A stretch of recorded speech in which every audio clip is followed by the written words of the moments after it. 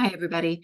Today's video is about caregiver agreements. So what are they? When can you use them? And really the most common question that I get, can I pay a family member to take care of me and have it not cause any issues, particularly when we're thinking about becoming eligible for Medicaid at some point in the future? So the simple answer is every lawyer's motto, get it in writing.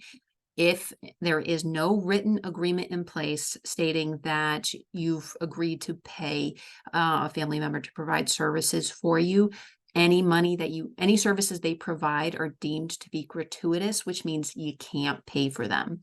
And if you get an agreement in place in writing, but then you say, well, I want to compensate that family member for services they provided to me before the agreement was signed, that's another big no-no. There's no retroactive payments allowed. Payments can only start on or after the date the caregiver agreement is signed. So it is very, very important to get a written agreement in place before you make any payments to that caregiver.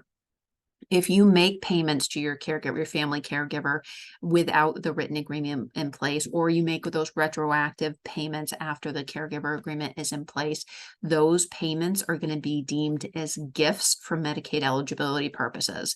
And we all know, if you've watched any of my other Medicaid videos, the state does not like gifting because they say that's money you could have used to pay for your care that you could have spent, meaning less money that the state would have had to spend on your behalf. So there's going to be some type of penalty if those payments were made within that 5-year look back for purposes of determining Medicaid eligibility. So again, just to stress the point yet one more time, get that agreement in writing and do not start making payments under that until you actually have the written agreement.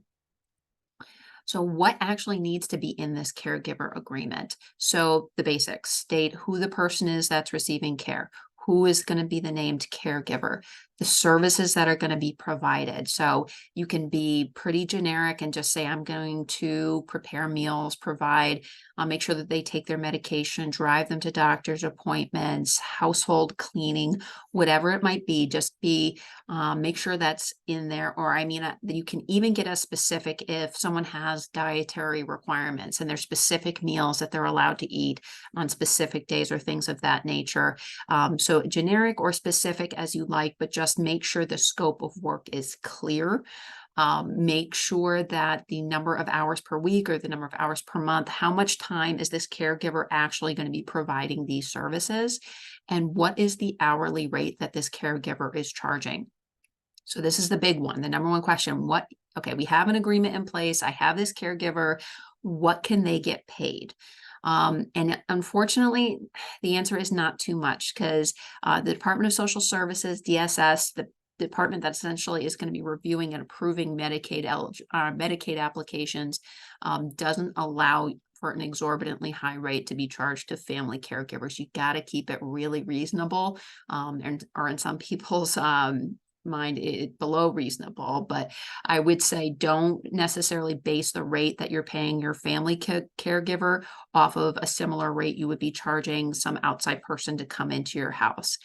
In our experience, hourly rates of about $15 per hour tend to be okay, but that's no guarantee. That, again, it all comes down to what DSS deems to be reasonable. So anything like $30 or $40 an hour, I would say, is going to be a huge red flag.